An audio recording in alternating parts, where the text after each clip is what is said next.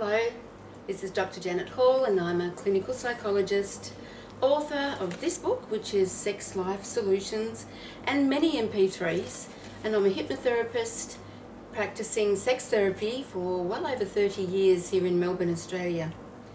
And I'd like to talk to you today about a situation which I see not that often with the edge that I'm going to talk to you about it today. I mean, it's really about male-female stereotype differences in sex drive, but it's a little bit more edgy than just that. It's more about a younger woman who's falling in love with a guy, and he's very, very adventurous and sex-cited by the possibilities of exploring his sexuality with the girl that he loves. So I'm thinking of a case where this lovely woman found herself being set up by her man to have sex with other women because that's what his fantasy was. And so, you know, when she was 26 and, you know, she was so eager and keen to please her man, she found herself in two different situations where she was basically having sex with another woman that she'd never met before, who was a lesbian, or I think the first one was a lesbian and the second one was a prostitute who he paid to have sex with his wife. Now, some of you might be sitting there and thinking, wow, that's fantastic for him. But you know what? It really wasn't fantastic for her.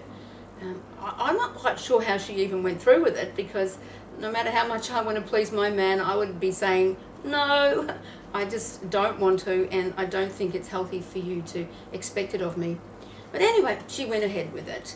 And then they got engaged, got married, and then they were about 30 then, and it was time to have children.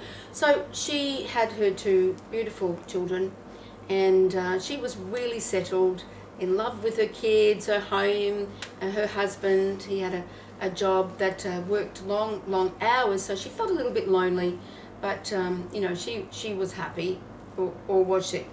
Because within about, well, I think one child was 3, the other one was 1, the husband started to ask her to re-engage with what he thought was fantastic kind of explorative sex, and perhaps, you know, she'd like him to set her up with another woman. Well, you should have seen my client. She was like a banshee. She exploded, and she just really dumped on this guy. What are you talking about?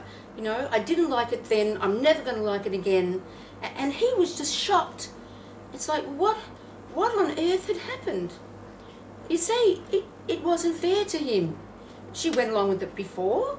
Why wouldn't she want to go along with it again? And he was just really hurt and shocked and upset and felt rejected, and really he felt like it was so unjust.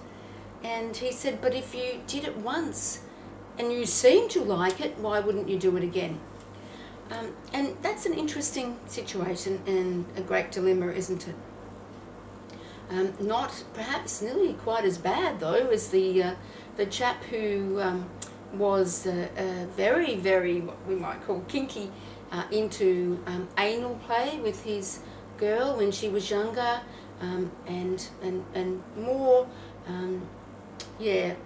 kinky, that's all you can call it, interests. And she, once again, being eager to please, went along with it, really not liking it at all, finding some of it a little bit painful.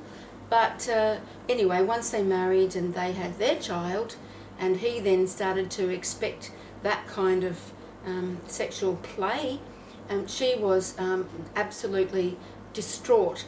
Not angry and not like going into the tantrum like the other girl, but very depressed, very, very sort of detached from the relationship, completely just detached herself and poured herself into work.